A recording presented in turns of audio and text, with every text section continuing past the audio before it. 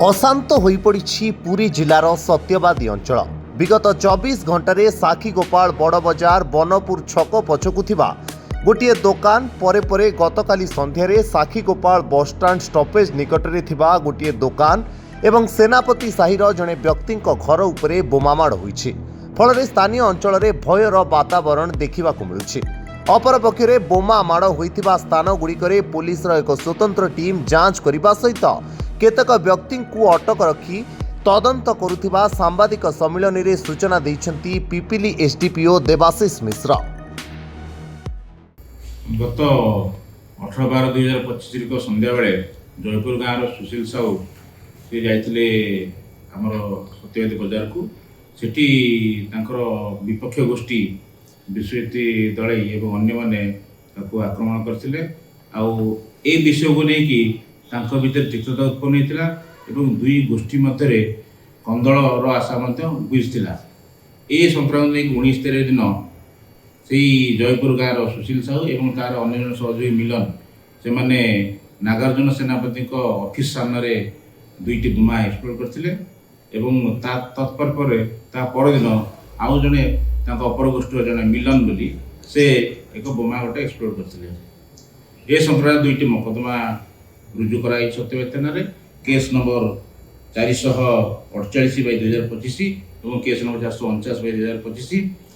यही घटनार सत्यासत्य जानापी कि आम घटनास्थल पहुँचलु एवं यही घटना को अति गुरुत्वपूर्ण सहित नहीं एसपी श्री प्रतीक सिंह नेतृत्व में 4टी स्वतंत्र टीम गठन कराइला जहाँकि आम सत्यवादी आईसी डेलांगा आईसी बड़ंगा आईसी एवं कणासी आईसी तत्वावधान में 4टी टीम गठन कर सबू पॉइंट आम नाका लगेलु।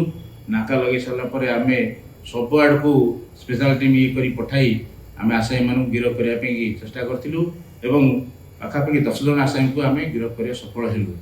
ता भीतर मुख्य आसामी जी अच्छा से हेले आमर सुशील साहू एवं आउ जन मिलन ये जन जो मैंने कि बोमा फोड़े संश्लिष्ट अच्छा गिरफ कलु एवं तांकर जो अन्य सहयोगी मान थे आम गिरफ कर सफल हो। समुदाय केते जन आज गिरफ होइछंती एवं ई कोन आकर मोटिवटा कोन थिला कोथि पई गुडी को ग्रुप को नउथिले धीरे धीरे एवं जोटा साक्ष्यकला रे प्रथम तर हमें देखियो को मिलिछि गुडी को चैलेंज देला बोली देइछंती बोमा मार करी जहाँ प्राथमिक तदंतर एपन जना पड़ी जे दुईटी गोष्ठी बर्तमान सत्यवादी जो सक्रिय अच्छी तादर गोटे पिकू शतपथी एवं अन्य गोटे गोष्ठी हेले आम नागार्जुन सेनापति ये दुई गोष्ठी मध्य तिक्तता सृष्टि होती जोटा कि आगुरी पूर्व शत्रुता थिला जमबाड़ी विवाद थिला एवं ए घटना को लेकिन तिक्तता आगुरी थिला।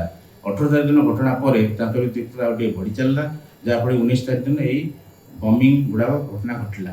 तेणु यही जो गोष्ठी संघर्ष को अधिक जमी न हुए से आम तार विधिवत व्यवस्था कलु एवं यही घटना जो जो मैंने संश्लिष्ट अच्छा सहयोगी मान आम गिरफ कर सफल कौन सब दखल लगी ये केस आम दखल लगी 109 BNS और सेक्शन 34 एक्सप्लोजिव सब्सटेंस एक्ट आम जो तदंतर जो परिसर देलु तार गोटे लाइव बम गोटे आम सीजर गोटे करूँ एवं जो आसामी मैंने जो गाड़ी गुड़ा जो व्यवहार करते गोटे थर गाड़ी गोटे अच्छे आम सीजर करूँ दुईटी बुलेट गाड़ी सीजर करूँ जो मैंने बमिंग कला बेले व्यवहार करते फेरार एरिया चेष्टा करते।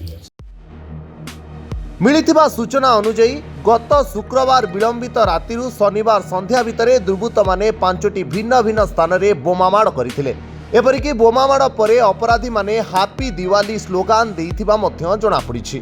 परे पुरी एसपी निर्देश क्रमे गठन होइथिला स्पेशल टीम कड़ाकड़ी होइथिला तदंत प्रक्रिया एवं किछि व्यक्ति को विभिन्न जगार उठाई आनिथिला पुलिस और करिथिला पचरा उचरा।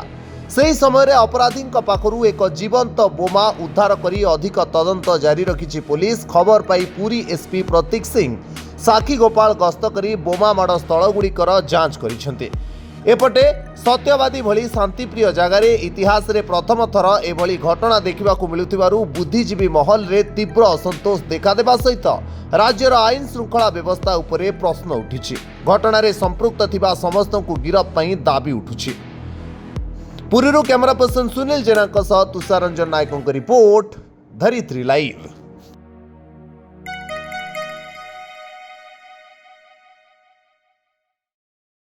ଏହି ଭିଡିଓଟି ଆପଣଙ୍କୁ କେମିତି ଲାଗିଲା କମେଣ୍ଟ କରି ଜଣାନ୍ତୁ। ଧରିତ୍ରୀ ଲାଇଭ୍ ର ୟୁଟ୍ୟୁବ୍ ଏବଂ ଫେସବୁକ୍ ଚ୍ୟାନେଲକୁ ସବସ୍କ୍ରାଇବ୍ କରନ୍ତୁ। ଅଧିକ ଖବର ପାଇଁ ଲଗ୍ଇନ୍ କରନ୍ତୁ www.dharitri.com।